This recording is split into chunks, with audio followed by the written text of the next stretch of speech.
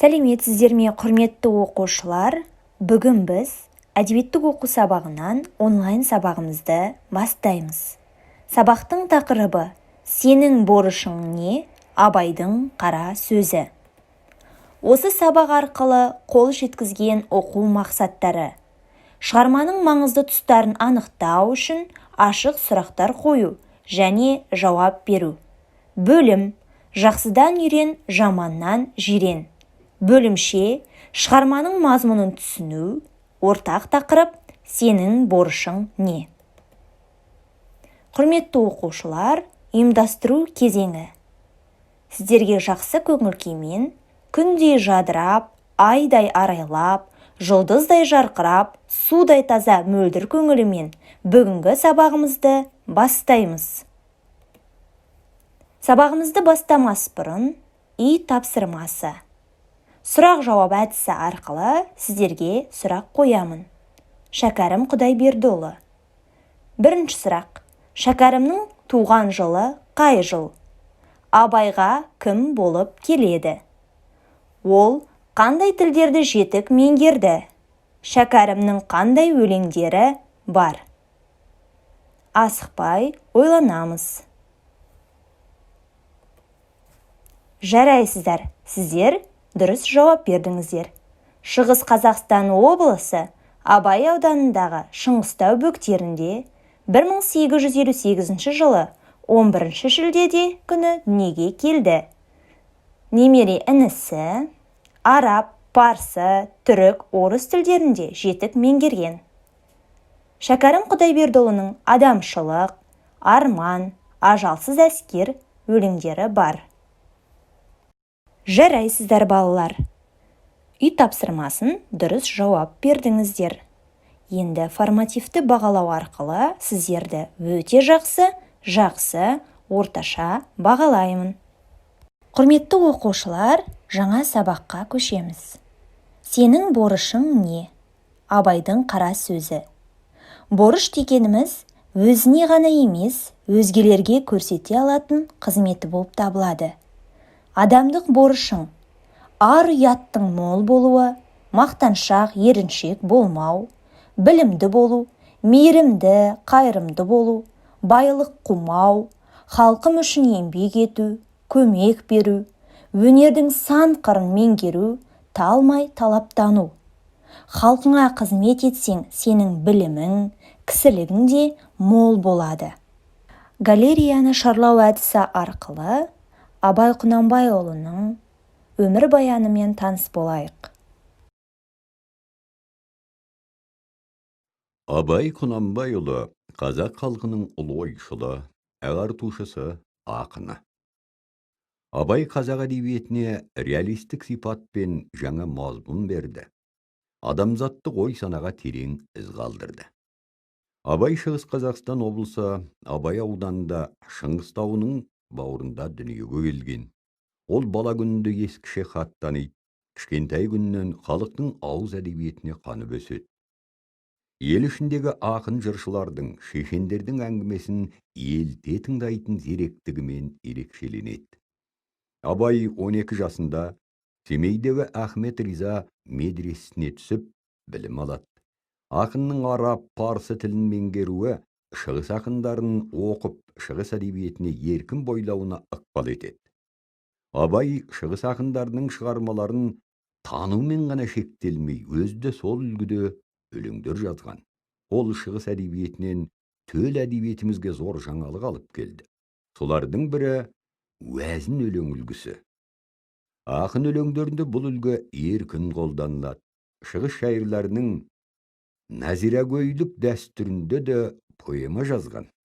Абай медреседе оқи жүріп, орыс мектебінен де дәріс алған. Өз бетінше Семей кітапханасындағы орыс классиктерінің шығармаларымен танысады.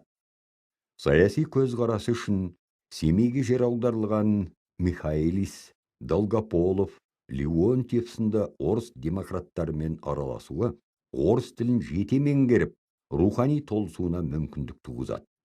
Ол тек орыс ақындарының ғана емес, Еуропа қаламгерлерінің, ойшылдары мен ғұламаларының еңбектерімен терең таныса бастайды. Шығыс әдебиеті мен батыс әдебиетінен жиған білімі абайды кемелдендіре түседі. Әкесі Құнанбай ұлын ел билеу ісіне араластыру үшін оқуын аяқтатпай елге алдыртады. Абайдың ел ісіне ерте араласуы, ру арасындағы талас тартыстың байыбына барып, оқиғаға өзінше баға беруіне, өзіндік сын пікірінің қалыптасуына ықпал етеді. 1876-1878 жылдар аралығында Абай Қоңыр-Көкше еліне болыс болып сайланады. Жер дауы, жесір дауы, ел ішіндегі талас тартыстарды әділ шешуге күш салады. Әкімшілік құқықтық реформаларға атсалысады. Абайдың өлең жазуға ден қойған кезеңі де осы аралық. Абай шығармаларының көпшілігі қазақ қоғамының тағдырына арналады. Ақын халқының бүкіл рухани қатынасына терең көркемдік шыншылдықпен қарайды.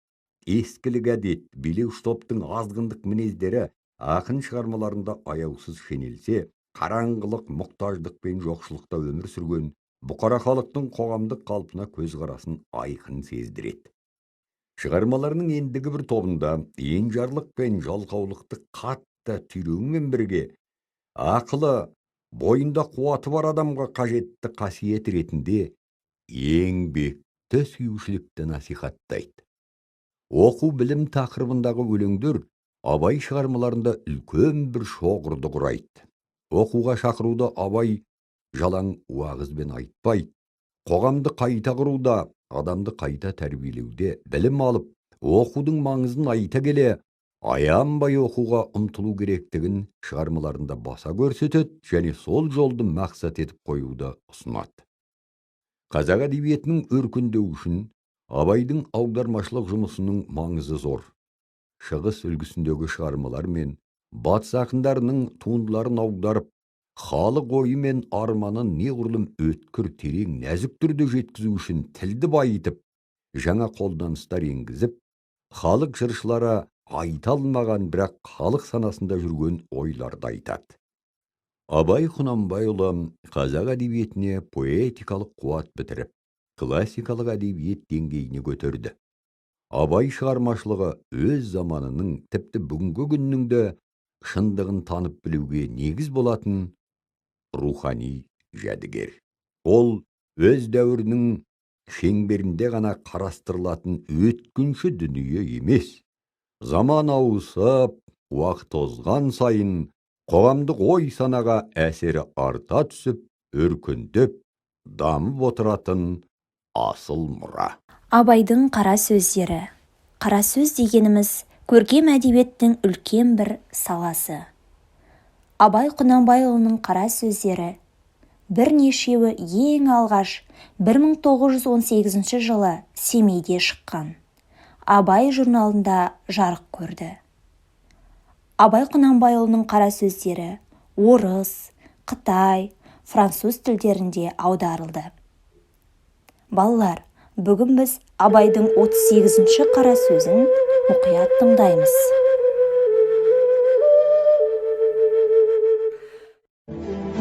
Ей жүрегімнің қуаты, перзентлерім, сіздерге адам ұғылының мінездері туралы біраз сөз жазып, ятқар қалдырай. Ықылас бірлән оқып алыңыздар. Аның үшін махаббатың толады. Махаббат әуелі адамның адамдығы. Ақыл, ғылым деген нәрселер бірлі. Мұның табылмақтығына себептер әуелі хауас сәлем, һәм тән саулық. Бұлар туысынан болады. Қалмысы жақсы ата, жақсы ана. Жақсы құрбы, жақсы ұстаздан болады. Талап ұғым махаббаттан шығады. Ғылым білімге махаббаттандырмақ әлгі айтылған үшеуінен болады. Ғылым білімді әуел бастан бала өзденіп таппайды. Басында зорлықпенен, яки алдауменен үйір қылу керек. Үйрене келе өзі іздегендей болғанша. Қашан бір бала ғылым білімді махаббатпенен көксерлік болса, сонда ғана оның аты адам болады. Сонан соң қала Алла тағаланы танымақтық, өзін танымақтық. дүниені танымақтық, өз адамдығын бұзбай ғана, шәліп мәнфағат, тәфқі, мұздаратларны айырмақлық секілді ғылым білімді үйренсе, білсе деп үміт қылмаққа болады. Болмаса жоқ, ең болмаса шала. Аның үшін көбінесе балаларды жасында, ата-аналары қиянатшылыққа салындырылады. Соңынан молдаға берген болады. Я ол балалары өздері барған болады, ешбір бақылар болмайды. Ол қиянатшылы балалары талапқа да, ғылымға да, ұстазға да, хатта иман иқтиқатқа да қиянат бірлән болады. Бұл қиянатшылар жарым адам, жарым молла, жарым мұсылман. Олардың адамшылығының кәмелет таппаға қиыннан қиыны. Себебі Алла тағала өзі хақиқат жолы. Хақиқат бірлән растық, қиянаттың дұшпаны. Дұшпан арқылы шақыртқанға дос келеме? Көңілде өзге махаббат тұрғанда адамның ғылыма, хақиқатқа, растыққа құмар болып, әр нәрсенің түбін, хикметін білмекке антып табылады. Ол Алланың ғылым емес, хәммәні білетұғын ғылымға антықты. Өзі де адамға өзінді ғылым береді. Аның үшін ол Алланың өзіне ғашықты. Ғылым Алланың бір сипаты, ол хақиқат. Оған ғашықтық өзі де хақылық һәм адамдықтыр. Болмаса мал таппақ, мақтан таппақ, иззат, құрмет таппақ секілді нәрселердің махаббаты бірлән ғылым білімнің хақиқаты табылмайды. Мал, мақтан, иззат, құрмет адамды өзі деп тапса, адамдықты бұзбайды һәм егерде адам өзі оларға табынып іздесе, тапса да, таппаса да адамдығы жоғалады. Енді хақиқат сүйіп шынды білмек құмарың бар болса, адамдыққа лайықты ықыласты құлақ қой. Әуелі, дін исламның жолындағы пәнделер иманның хақиқатын білсін. Иман дегеніміз бір ғана инанмақ емес. Сен Алла тағаланың бірлігіне, уа Құранның аның сөзі екендігіне, уа пайғамбарымыз Мұхаммед Мұстафа саллаллахи алейхи уассалам аның тарамынан елші екендігіне инандық. Жә, не бітті? Сен Алла тағала үшін иман келтіремісің, я өзің үшін иман келтіремісің? Сен иман келтірмесең де, Алла тағалаға келер ешбір кемшілік жоқ. Өзің үшін иман келтірсең ше, инандың. Ол инанмақтық бірлән қалса, саған пайда бермейді. Аның үшін сен өзің инанмақтығыңнан пайда ала алмадың. Пайдаланамын десең, пайда береді, кәміл иман болады. Пайданы қалайша алуды білмек керек. Сіз әмінту биллахи кама хуа би исмайхи уа сифатихи дедіңіз. Ол есім Аллалар, хамма ол Алла тағаланың фиғыл ғазімлерінің аттары. Олардың мағынасын біл, һәм 8 сифат затиялары не деген сөз кәміл үйрен. Өзіңді аның құлы біліп, өзіңді мүслім, атқайып, тәслим болғаныңа раст боласыңда. Өз пиғылдарыңды соған өз халіңше ұқсатуды шарт қыл. Алла тағала ұқсай аламба деп, надандық бірлән ол сөзден ширкенбе. Ұқсамақ дәл бір дейлік дағуасы бірлән емес, соның соңында болмақ. Аның үшін Алла тағаланың сипаттары, хаят, құдірет, басар, сәмік, ирада, кәләм, тәкин. Бұл 8-нен Алла тағаладағыдай кәмәләт ғазамат. Бірлән болмаса да, пендесінде де әрбірінен өз қалынше бар қылып жаратты. Biz өзіміздің бойымыздағы 8 зәрі атта сипатымызды, ол Алла тағаланың 8 ұлық сипатынан бас бұрғызып, өзге жолға салмақ бірлән, біздің атымыз үзіліп бола ма? Болмаса керек. Ол 8 сипатына сипатымызды һәм ол аттары бірлән ағламланған фиғыл құдаға, фиғылымызды ертпек не бірлән табылады? Қалайша табылады? Аны білмек керек. Ол Алла тағаланың заты. Ешбір сипатқа мұқтаж емес. Біздің ғақылымыз мұқтаж. Жоғарғы жазылмыш сипаттар бірлән тақрифлап танымаққа керек. Егерде ол сипаттар бірлән тақрифламасақ, бізге мағрифатулла қиын болады. Біз Алла тағаланы өзінің білінгені қатар ғана білеміз.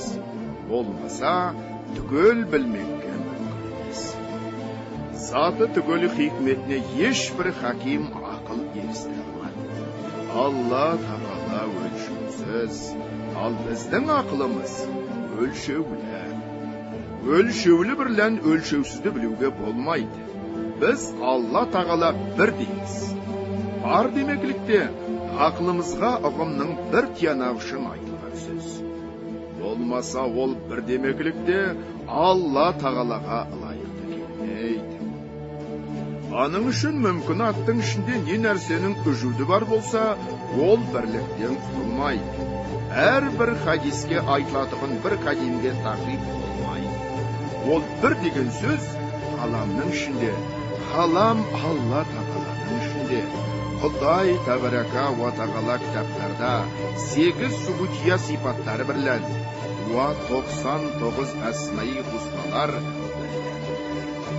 Олардың һәммәсе Алла тағаланың затия субутия ва фиглия сипаттарыдыр. Мен мұнда сіздерге төртеуін білдірем. Оның екеуі ғылым, құдірет. 8 сипаттан қалған алтауы бұларға шара. Ол алтауының бірі хаят, яғни тірлік. Алланы бар дедік, бір дедік, ғылым құдіреті сипаты бірден сипаттадық. Бұл бірлік, барлық ғылым құдірет олуда болаған нәрсе. Әлбетте ғылым құдіреті бар болады. Хаяты мағлым, бірі ирада, яғни ғылым бар болса, қалдақ та бар. Ол еш нәрсеге харекет бермейді. Хаммаға харекет беретұғын өзі. Ол ирада, ғылымның бір сипаты кәлем, яғни сөйлеуші деген. Сөз қарыпсыз, дауыссыз болушы ме? Алланың сөзі қарыпсыз, дауыссыз. Енді олай болса, айтқандай қылып білдіретіғын құдіреті және басар, сәмиқ, яғни көруші, естуші деген. Алла тағаланың көрмеге, естімеге, біз секілді көзбенен, құлақпенен емес, көргендей, естігендей білетіғын қаламның бір сипаты. Бір тәкуин, яғни барлыққа келтіруші деген сөз. Егер барлыққа келтірмеге бір өз алдына сипат болса, Алла тағаланың сипаты өзіндей қадым һәм әзәли, һәм әбди болады да, хәмиша барлыққа келтіруден босанбаса, бір сипаты бір сипатынан үлген екіші боларға жарамайды. Олай болғанда, ғылым, құдірет сипаттары секілді босанбай, әр уақыт жаратуда болса, бір ықтиярсыздық шығады. Ықтиярсыздық Алла тағалаға лайықты емес. Оның барлыққа келтірмеге, құдіретіне ғана бір шара. Бұл ғылым, құдірет, екі сипат бірлән 8 сипат бұзылмастан түгел болады. Ол ғылым құдіретте ешбір нихаятсыз, ғылымында хафлят, құдіретінде ерсіздік, я нашарлық жоқ. Саниғын сұнатына қарап білесіз. Бұл көзге көрінген, көңілге сезілген ғаламда қандай хикмет бірлән жарастырып, қандай құдірет бірлән орнастырған. еш адам oğlunun akılı жетпейді. Бірақ бендесінде ақыл hükümші, хайрат, қуат қасиет болшы. Соған қарап ойласаң, Алла тағаланың сипатында солай болмаққа тиіс. Бірақ әуелде айтқанымыз, ғылым, құдірет, біздің ұғуымызға ғана екі қисап болмаса, бірақ ғылымдық құдірет болуға тиіс. Олай болмаса сипаттар өз орталарында бірі тәлик, бірі мәтбук болады ғой. Бұл болса, тагриф Раббіге жараспайды. 8 сипат қылып, және ол сипаттар ла ғайру уа ләху болып бұлай айтуда. Бұлардан бір өз алдына жамағат яки жамиғат шығып кетеді. Ол болса келіспейді. Егерде сипаттарды әрбірін басқа дегенде, көп нәрседен жиылып, иттифақ бірлән Құдай болған болады. Құдай деу, ұтыл, бір ғана құдірет пендеде болған қуат.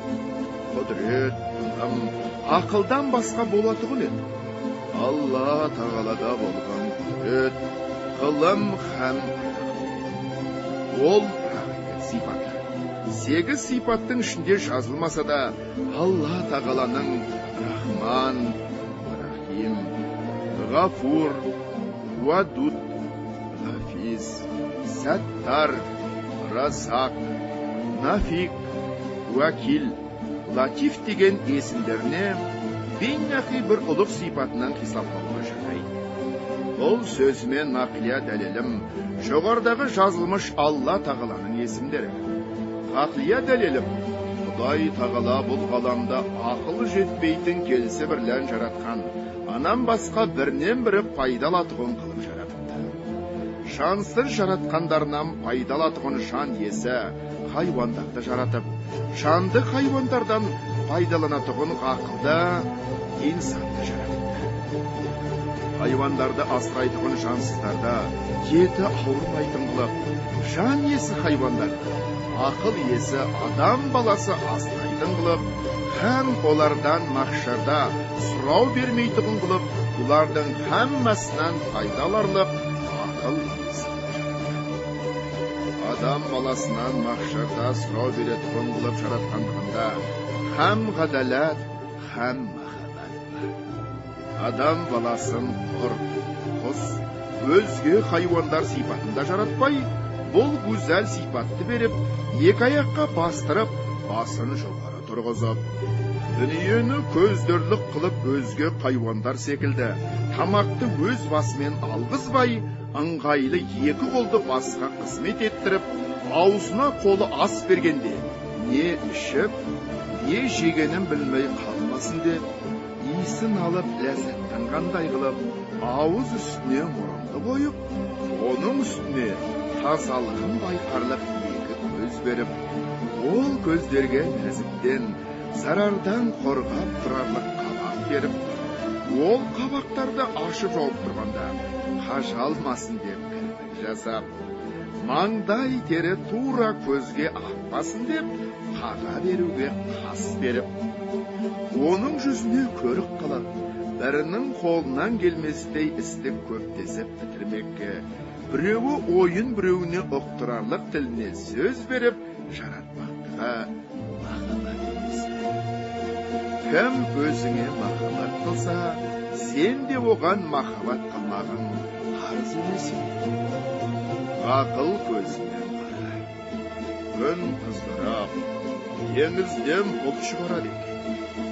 Ол бұлттардан жаңбыр жауып, жер жүзінде неше түрлі дәндерді өсіріп, жемістерді өндіріп, көзге көрік көңілге ырғат, гүл бәйшешектерді, ағаш жапырақтарды, қант қамсыларын өндіріп, неше түрлі нәбаттаттарды өстіріп, хайуандарды сақтырып, бұлақтар ағызып, өзен болып, өзендер ағып дәрия болып, хайуандарға, құсқа, алғасысын, балықтарға орын болып жатыр. Жер мақтасын, кендірін, жемісін, кенін, гүлдер гүлін, құстар жүнін, етін, жұмыртқасын, Hayvanдар етін, sütін, күшін, көркін, терісін, сулар балығын, балықтар икрасын, хатта ара балын, балаузын, құрт жібегін хаммасы адам баласының пайдасына жасалып, ешбірінде бұл менікі дерлік бір нәрсе жоқ. Бәрі адам баласына таусылмас азық. Миллион хикмет бірлән жасаған машина, фабрик адам баласыны біріғеді. Пайдасы үшін жасалса, бұл жасалушы махаббат бірлән адам баласын сүйген емес пе? Кім сені сүйсе, соны сүймектік қарыз емес пе? Адам баласы қанағатсыздық бірлән бұл хайвандардың тұқымын құртып, алдыңғылар артқыларға жәбір қылмасын деп, малды адам баласының өзінің қызғанышына қорғалатып, өзге хайвандарды бірін ұшқыр қанатына, бірін күшті қуатына, бірін жүйрік аяғына сүйентіп, бірін биік жартасқа, бірін терең тұңғиыққа, қалың орманға қорғалатып, һәм әрбірін өсіп өнбекке құмар қылып, жас күнінде, кішкене уақытында шафқат сахары бірлән бастарын байлап, қамқор қылып қоймады. Адам баласына өсіп өніп теңдік алсын емес, бәлки адам баласының үзілмес нәсіліне таусылмас азық болсын. Бұл хикметтерінен хәммәсіне хәм мәрхәмәт, хәм ғадалат сәхиетірген. Сіз өз ортамызда бұл мархамат ғадалатты иманның шартынан қисап қылмаймыз. Ал аның үшін мүсілім болғанда Алла тағалаға тәслим болып, оның жолында болмақ едік. Болғанымыз қайсы? Бұл 2 ай мен күннен артық мағлұм тұрған жоқ па? Бұл фиғылды Құданың ешбірінде қарар қылмаймыз. Өзгелерде болғанын жек көрмейміз. Өзіміз тұтпаймыз. Бұл қиянатшылық емес пе? Қиянатшылыққа бір қарар тұрған адам, я мұсылман емес, ең болмаса шала. Алла табарака ва тағаланың пенделеріне салған қайса, оны көбі білмейді. Тафаккару фи ал-иллахи деген хадис шарифтің «Инна Аллаху юхуббул мақсидин» деген аяттарға ешкімнің ұқпаса, көңілі менен ғылымы жетіп құттағаны. Аттамарру анна сабил бири ва ахсану. Инна Аллаха юхиббулу мухсинин ва аллазина аману ва амилу салихати аллаика схабул жанатиким фиха халидун деген аяттар Құранның іші толған ғамалы салих не екенін білмейміз. Ва аллазина аману ва амилу салихати фа юафихим ужурахум валлаху ла иху залимин аятына қарасаң, ғамалу салих залымдықтың елге болар. Олай болғанда, ғадалат рафқат болуға, кімде-кімнің әділеті жоқ болса, оның қиясы жоқ. Кімнің ұяты жоқ болса, оның иманы жоқ. Пайғамбарымыз саллаллаху алейхи уассаламның хадис шарифі «Мән ла хайаван лаху ва ла иманын лаху» деген дәлелдір. Енді белгілі иман құры, инаны іш бірлән болмайды. Ғадалат ва рафқат бірлән болады. Ғамалу салих ғадалатты мархаматты болмақ күлі тән бірлән қылған, құлшылықтарын ешбірі ғадалатты мархаматты бермейді.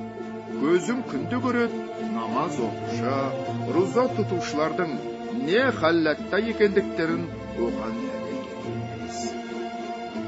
Бәлки ғадалат барша езгіліктің анасыдыр. Ынсап, ұят, бұл ғадалаттан шығады. Аның үшін ғадалатты адамның көңіліне келеді. Мен өз көңілімде қылық бенімен, сондай-мұндай қылықтармен мұғамәлә қылса екен деп ойлап тұрып, өзім сол қылық халықтармен мұғамала қылмағандығым жарамайды ғой деп, сол өзі әділетті һәм инсап демес пе? Ол хамма жақсылықтың басы емес пе? Олай қылықпенен сол ойды ойлаған кесте қаллақаны шүкірді не ойламайсың? Шәкірліктен ғибадаттың бәрі туады. Енді зинхар, ғадалат шапағаттан босанбаңдар. Егер босансаң, иман да, адамдық да, хаммасы босанады. Аллаяр софының бір фәрдеден 100 фәрді бейжай дегені басыңа келеді.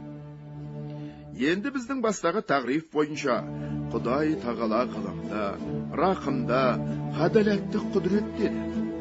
Сенде бұл қылым, рақым, ғадалат 3 сипат бірлән сипаттанбақ. Ижтихадың шарт еттің, мұсылман болдың, һәм толық инсанияттың бар болады. Белгілі жауан мәртілік 3 хассалат, бірлән болар деген сиддік, кәрәм, ақыл, бұл үшін дән сиддік. Кәрәм шафағат болар, ақыл мағлұмдыр. Ғылымның бір ат екендігі, бұлар әр адамның бойында Алла табарака ва тағала тәхмин бар қылып жаратқан.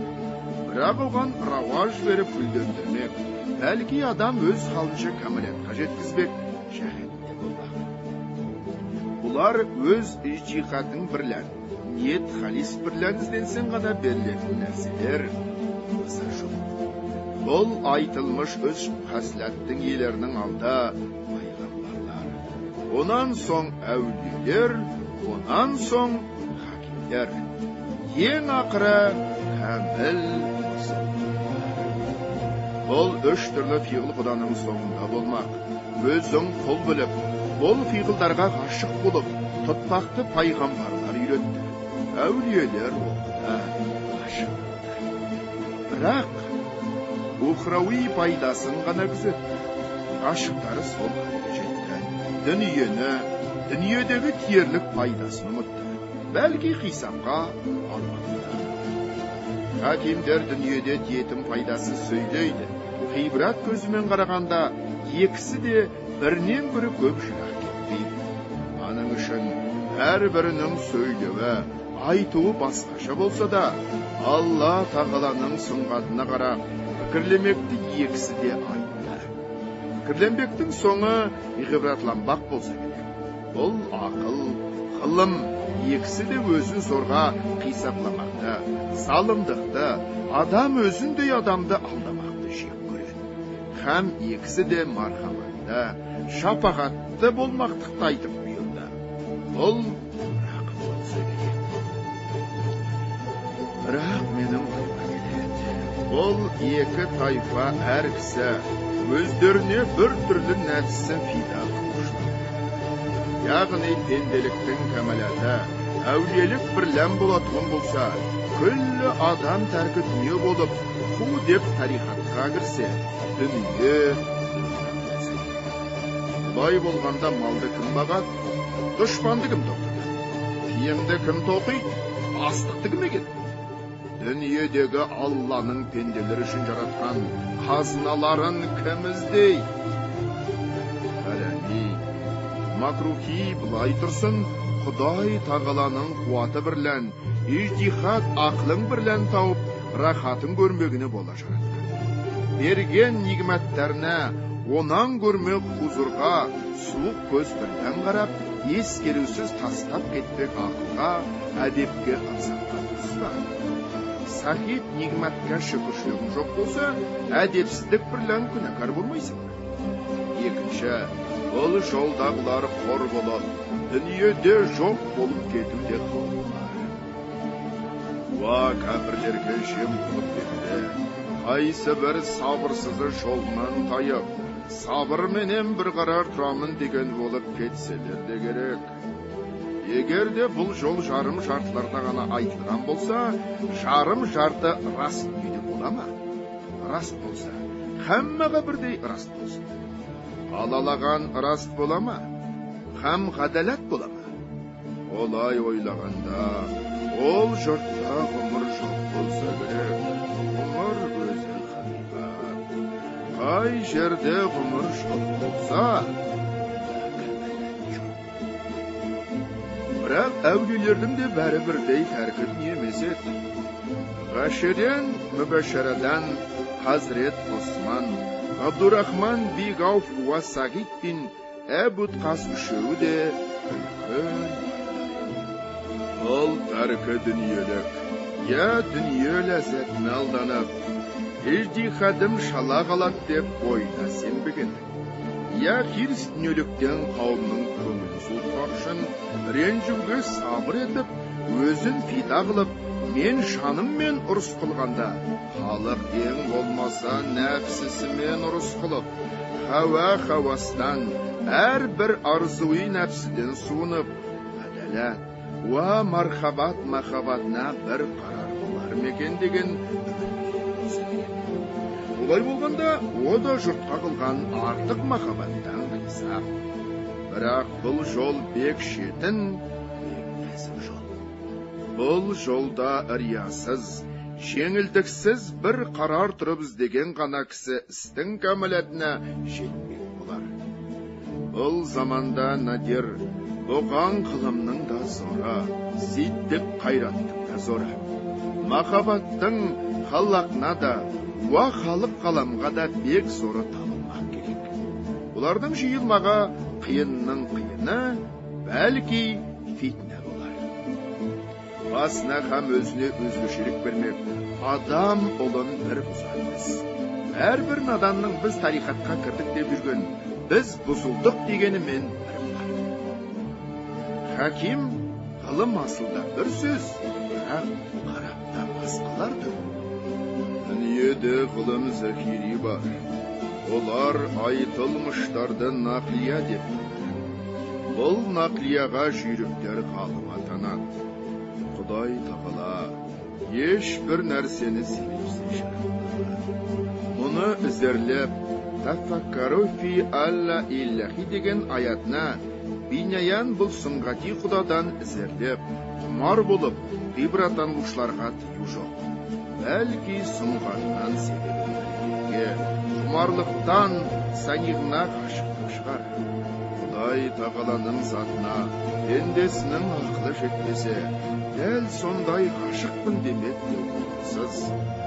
Ғашық мақшұқлыққа халид бірләм мақлық ортасы насибәтсіз Алла тағаланың пендесі махаббат уа мархабат бірлән жаратқанын біліп, махаббатына махаббат бірлән ғана елжәметті Құдаға ғашық болыңыз. Олай болғанда хикмет Құдаға пенде өз ақылын жетерлік қадірін ғана білсем деген әрбір істің себебін іздеушілерге хаким. Олар хақ бірлән батылды айырмаққа себептерін білмекке тырысқандары әммәсі адам баласының пайдасы үшін ойын күлкі түгіл, дүниедегі бүкіл ләззат барға екінші мәртебеде қалып, бір ғана хақты таппақ. Әрбір нәрсенің себебін таппақ пенен ләззаттанар. Адаспай тур іздеген хакимдер болмаса, дүние ойран болар еді. Қиғыл пәнденің қазығы, осы жақсы хакимдер әр нәрсе дүниеде, солардың истихражы бірлән олардың ісінің көбі дүниесі. Әким, осы хакимдердің жасаған, таратқан, уа айтқан істері, әд-дүния, мәзрәгәтүл ахирет дегендей, ахиретке егіндік болады. Әрбір ғалым хаким емес, ал әрбір хаким ғалым. Ғалымдарының нақлиясы бірлән мұсылман иман тақлиди кесіп қылады. Хакимдердің хақлияты бірлән жетсе, иман яки. Ол хакимдерден мұрат, мұсылман хакимдері болмаса, ғайри діннің хакимдері, әгәрша, атлукни, тәжидуни делсе де, дүниенің хам адам ұғылы өмірдің сұрғар етсе де, діннің хақ мақрифатына жиналмағандар. Олардың көбі иманның 7 шартынан, bir Allah'ını tanımaktan gayri, yani altavına kim gümendir? Kimi münkür bolup, tahqiqlay almaganlar.